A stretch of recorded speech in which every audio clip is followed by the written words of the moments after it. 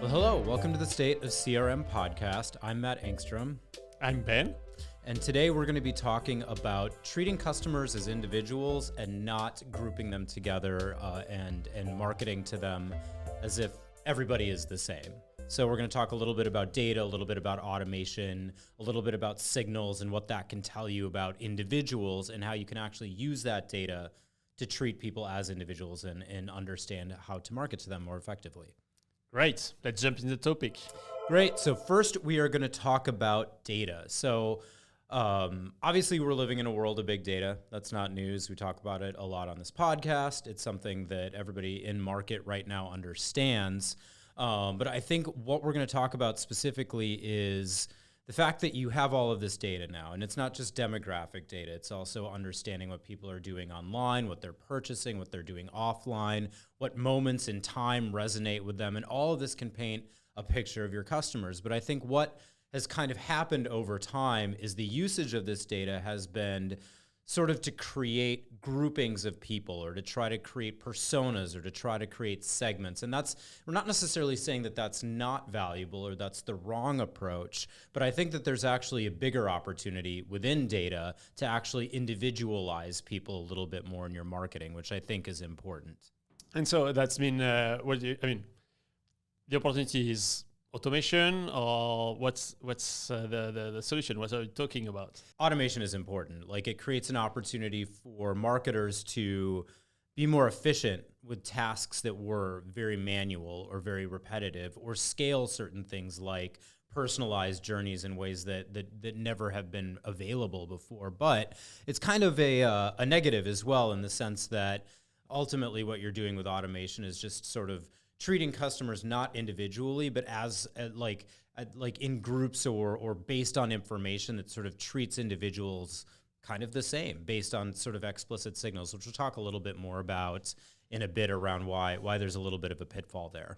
Yeah, and you're right. The fact that you treat, as a marketer, everyone the same way, or you're building segments, but group of your database are treated the same way, you are not building a personalized experience. At the same way, we are everywhere on marketing, and that's for the better. That's every marketer wants to create the right message, the right person, with the right channel, at the right moment. Amazing experience for the brand and the customer relationship. And at the same time, in the execution and in the practice, that's okay. Let's put all this group of people with the same journey or interaction. That's not right.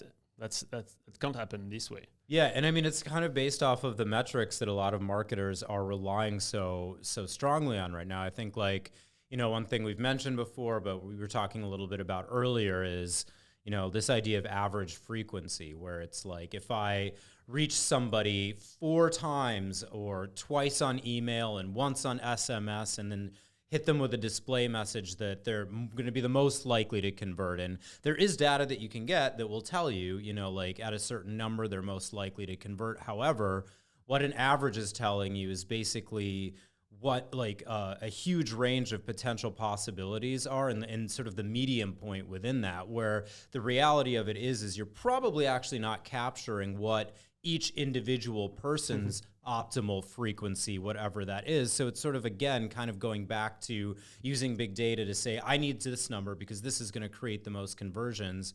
But there's actually big pitfall to that. If half of your database on 1 million purchase a second time with you after 1 month, and the other half after 11 months, that make the average at 6 months. But you have customers buying the next 1 month and the next one, so very close purchase and second purchase, and other almost 1 year later. And you're sending a trigger somewhere out of the blue in the middle of that. And you will get some conversion because that's an average, and part of the database will convert at this time. But that brings nothing. That's almost random. The reality of it is People enter a buying cycle for most things, even small purchases for day-to-day household goods or clothing and what have you. And you can hit somebody with a message 10 times or 2 times across whatever channel you want to. But if they're not in market for your product at that time, it's not going to make a difference. You are less likely to get them purchase again, come back to you for that because of this mistake. Exactly. And I think like what a lot of marketers would then respond with is, well, they've been to the website or they've purchased similar products in the past. We're actually finding that those sort of like explicit signals might indicate that there's a future intent, but they may not even be ready to buy right now. And then to your point, you're reaching out to folks who you think might be in a buying cycle but aren't yet. And that's where, technology and machine learning helps. It's not replacing the marketer job, but marketers need to leverage these technologies that are connecting the dots. And we are talking about thousands of dots for each individual. Every signal, every small signal, every interactions will be mapped in a way with your brand and your customer. And then the machine will be able to tell and detect this cycle and find lookalikes, patterns, all of that, but at a scale that's you can't do manually. If you have 100 clients, you can do it. We are talking about travel industry, retail, with millions and millions of users in the database. And if you want to provide a customer experience that is personalized, that's just being customer centric is not putting everyone in the same bucket. So yeah. And like since you understand that buying intent is now, they're in a buying cycle, things like average frequency and some of those metrics we were talking about before become far less important. You just need to show them content for things that they want to buy and show them how to buy them. Just identify the people with interest for that product. And none of the signal or the average we were talking about will help you to do that. It's not because I purchased a product in this category like 2 years ago that I will do it again. Or maybe, but nothing, one data point can't tell you that. But it's really just about reaching people with the right content on the devices that they're looking at. Yeah, and that's making it even simpler for the marketers. That's just back to the basics. Build a good relationship with your customer at the individual level.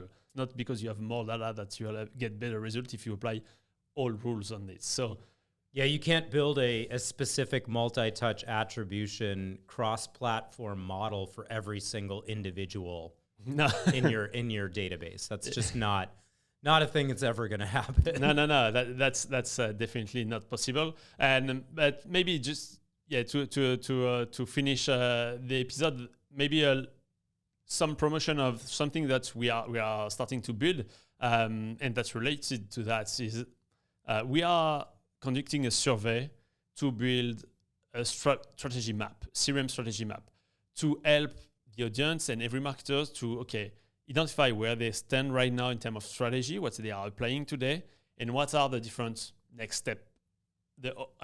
Open the different next steps in progression in the practice to improve the customer experience they are providing. And that would be awesome to get feedback get feedback on what are the challenges, the roadblocks to make progress. What are these next steps? What are these next steps you are aiming as a marketer? And let's help us to build this map so we can share with everyone, the advantages, the reason why to go in one direction rather another one, and what are the roadblocks and how to tackle them. That's the last word for the episode. The link for the survey will be in the comments. So please share your thought on that, and we'll gather all response to do a big infography on it. Great, sounds good. Thank you very much, and talk to you next week. See you next week.